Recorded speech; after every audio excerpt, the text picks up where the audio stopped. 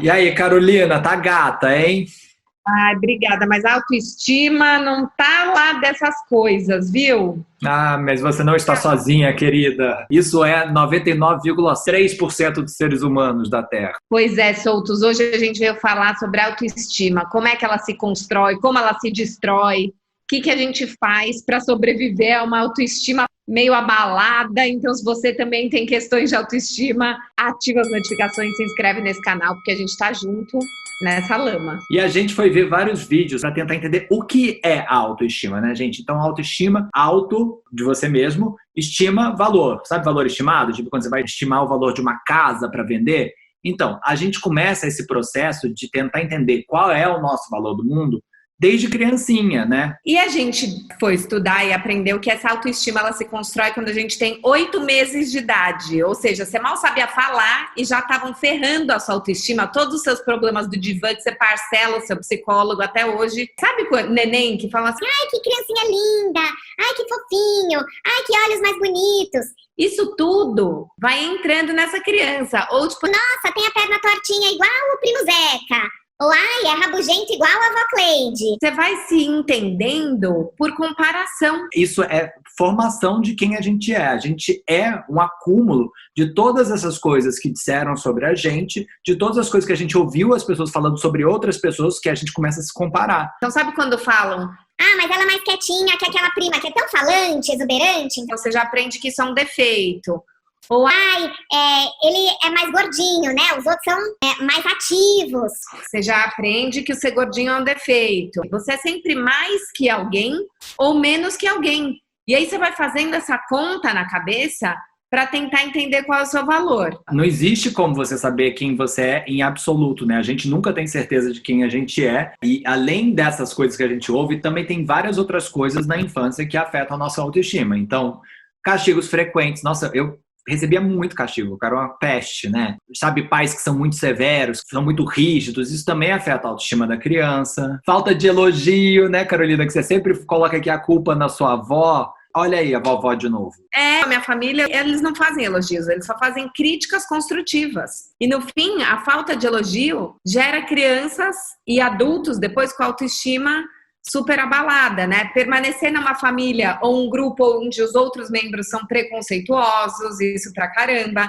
A minha avó falava pra mim, Ah, seu cabelo é enrolado porque você mexe nele. Isso deve ser da sua outra família. quer dizer, eu pequenininha ouvia que ter esse cabelo era ter um cabelo feio, errado, que eu tinha que alisar. Quando você passa por situações que você se sente intimidado, boicotado, olha aí o bullying, quando a gente cresce com muito bullying. Nossa, Desde toda criança viada sofreu muito bullying nessa vida, gente. você fica muito sozinho, abandonado, os pais nunca estão presentes, as pessoas estão com você e não estão prestando atenção, você começa a sentir que você não tem valor. E daí a gente leu todas essas coisas e ficou pensando como é que a gente construiu a nossa autoestima e aonde ela é meio abalada. Como é que foi com você, André? Então, por exemplo, tinham coisas que me afetavam, que era, eu não era bom de futebol, como nenhuma bicha é, né, quando é criança, e eu sempre ficava por último sendo escolhido na escola. Isso me fazia me sentir mal, eu sempre me achei meio caipira, porque eu cresci no interior, então eu me sentia menos do que as pessoas da cidade,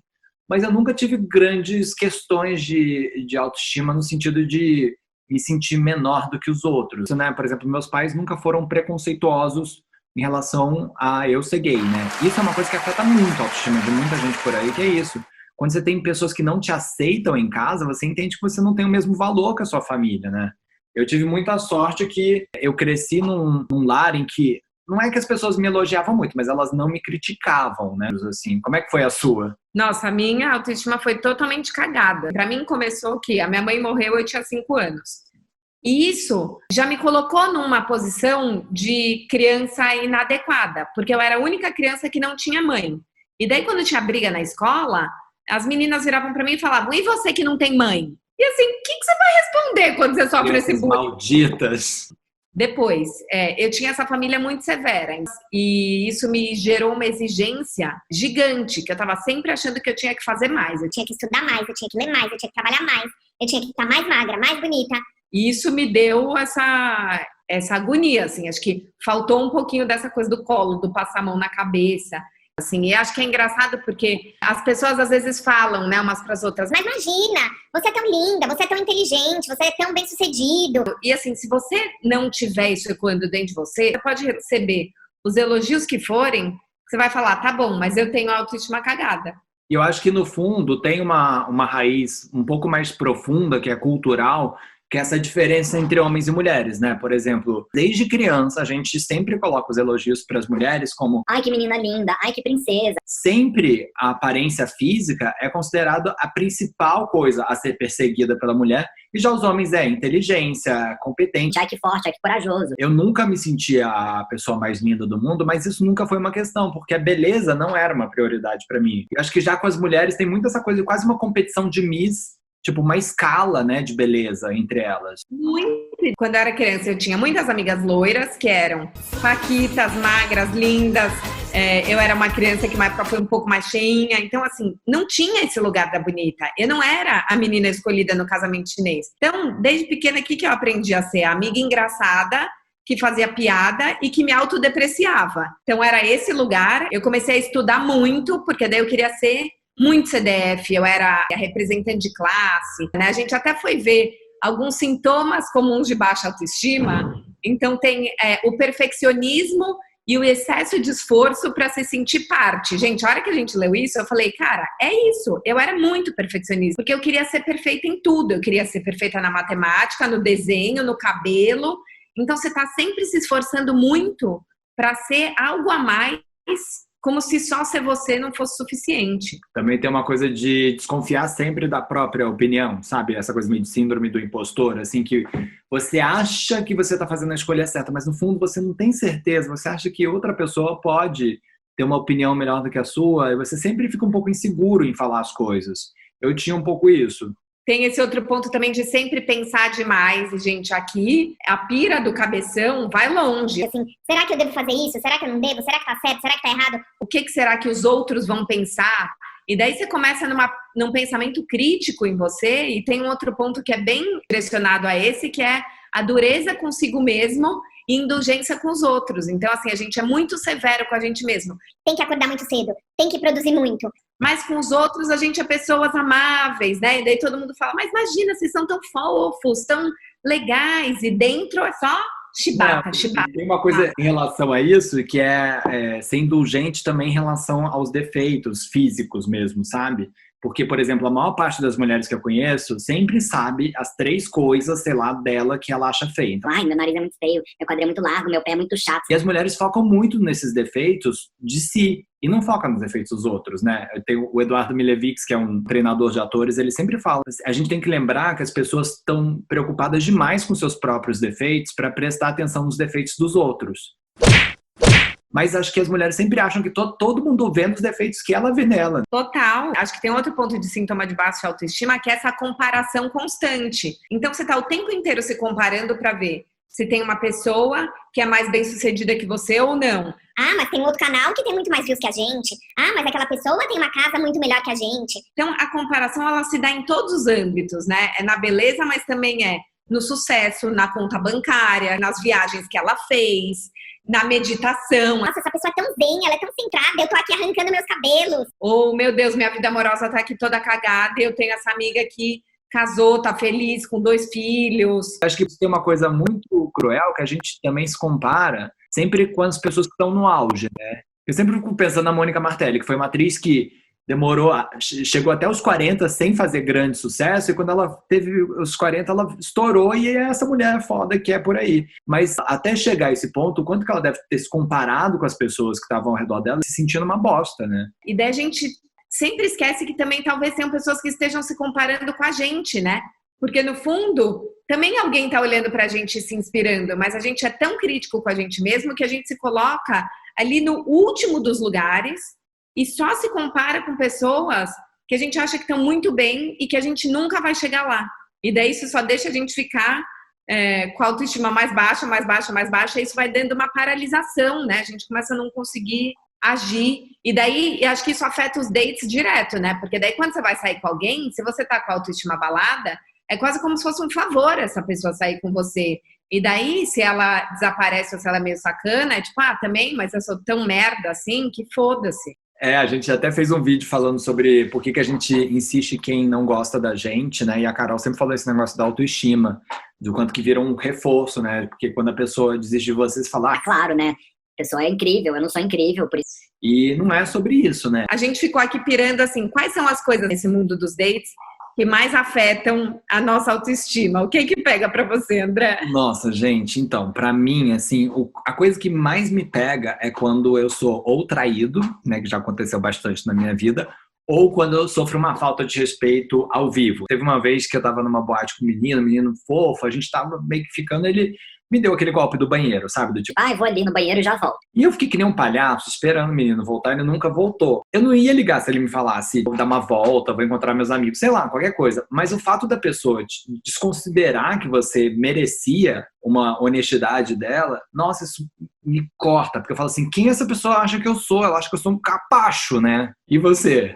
Eu acho que pra mim pega muito uma coisa do efeito cumulativo, assim, de mais uma vez essa história não foi pra frente. Já faz um tempo que eu não engato casinhos. Eu saio, tipo, umas 3, 4 vezes com alguém e daí a história desanda. Algumas vezes porque o cara some, outras vezes porque eu me desinteresso. Mas como isso tem acontecido com frequência, quando acontece eu falo, tá vendo? Mais uma vez não foi pra frente. Meio uma coisa de profecia autorrealizável. E daí me bate num lugar do tipo, cara, será que a minha vida amorosa nunca vai pra frente? O que eu tô fazendo de errado? Me dá uma sensação de impotência. Eu também mexe muito com a autoestima quando...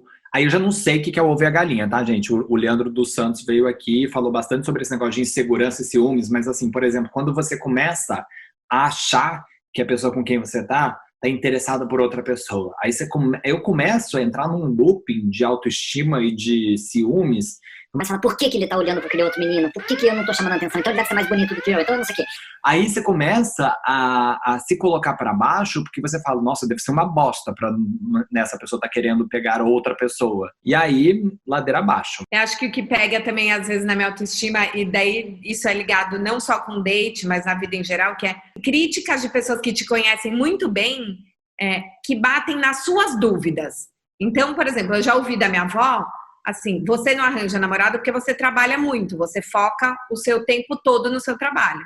E assim, eu amo o meu trabalho, eu amo trabalhar muito, mas em algum lugar tem uma pulga em mim que pensa assim, será que eu tô abrindo pouco espaço para a vida amorosa? E daí, na hora que alguém fala isso, que ecoa na nossa pulga atrás da orelha, parece que desmonta tudo, né? Então é como se a pessoa ecoasse os seus medos. Isso mas, pra mim mas eu acho que essa pulga aí é uma pulga que ela foi construidésima pela sociedade. Não é à toa que culpa é uma palavra feminina. É uma coisa meio flutuante, uma névoa que existe na sociedade, tipo... Mulher que não se dedica muito pra vida amorosa vai ficar solteira. Por isso que essa mulher tá assim. Se você sair com muita gente, ninguém vai te querer. E essas coisas ficam ecoando, né? Ou o que você fez de errado. E a gente tem um vídeo que depois vocês assistam aqui sobre da gente parar de achar que a culpa é nossa. Quantas vezes a história não vai pra frente e vem todas as suas amigas falar assim, vamos ver o que você fez de errado. E daí, isso mina a sua autoestima total. Porque são mulheres que você admira, que você é próxima, falando pra você que você fez alguma coisa de errado. E às vezes só não rolou porque não rolou. Então você precisa ter uma autoestima muito bem construída pra você poder falar pra elas, gente, eu não fiz nada de errado, nem o cara também. A história simplesmente não aconteceu. Mas a autoestima, gente, é uma coisa flutuante. Varia de dia para dia. Vai ter dia que você vai estar melhor, vai ter dia que você vai estar mais fragilizado. A gente não tem como ficar bem o tempo todo.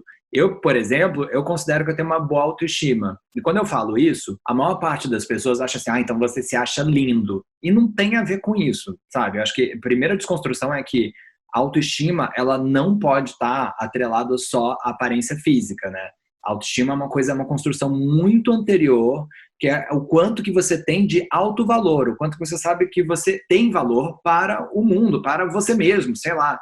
Acho que tem muito mais a ver com auto-amor e generosidade, né? Porque nesse vídeo que a gente ficou vendo, que essa psicóloga americana fala sobre o alto valor, ela fala que quanto mais a gente tenta fazer coisas para conquistar essa autoestima, mais a gente entra num buraco sem fim, porque daí você conquista e você vai querer a próxima coisa, a próxima coisa, a próxima coisa, a próxima coisa. Então, acho que no fim, eu sinto que os momentos que eu tô com minha autoestima melhor é quando eu tô me comparando menos com as pessoas e pirando menos no que os outros vão pensar, né? Porque, assim, algumas vezes eu já fico pensando, a gente trabalha de casa.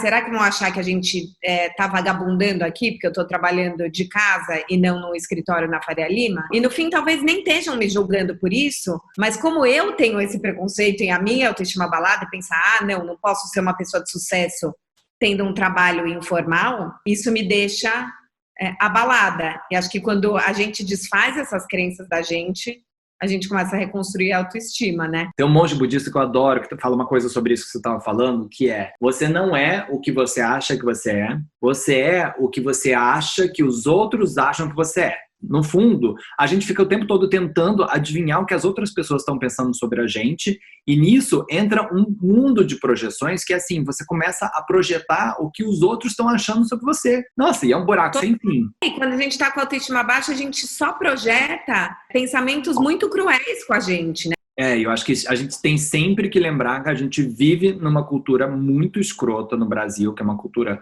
machista, é uma cultura racista, é uma cultura gordofóbica, homofóbica. Então, para algumas pessoas, vai ser sempre muito mais difícil para conseguir manter a autoestima do que para outras. Porque por mais que você, dentro do seu mundinho, você vai ali, você consegue, né, se fortalecer, a cada esquina que você vai ter alguém apontando que o jeito que você é errado, ou é feio, ou não tem valor. Então, assim, eu tô muito dentro de um privilégio, apesar de ser gay, eu sou homem branco, né? Mulheres acima de 30 sofrem mais do que mulheres mais novas, né? Por causa da pressão social. Total. E mulheres que estão fora do padrão dito de beleza, né? Se você não veste um 36 ou 38, vira uma neurose. Se você não casou, se você não teve filhos, tem tantas coisas que as pessoas têm se comparado que a gente tem que também pegar um pouquinho mais leve com a gente mesma. Bom, gente, então, é claro, a gente tem muitos motivos para ter a nossa autoestima fragilizada, mas mais do que falar sobre os problemas, a gente também quer falar sobre soluções. Então, a gente foi pesquisar e trouxemos agora algumas dicas práticas para como ajudar a gente a manter a nossa autoestima. Isso vai ser um segundo vídeo. Então aguardem que em breve traremos soluções, mas não se sinta só. Todo mundo tem autoestima meio abalada, faz parte. Acho que entender por que a gente construiu isso faz parte para a gente poder ressignificar a nossa autoestima e ser mais generoso com a gente mesmo.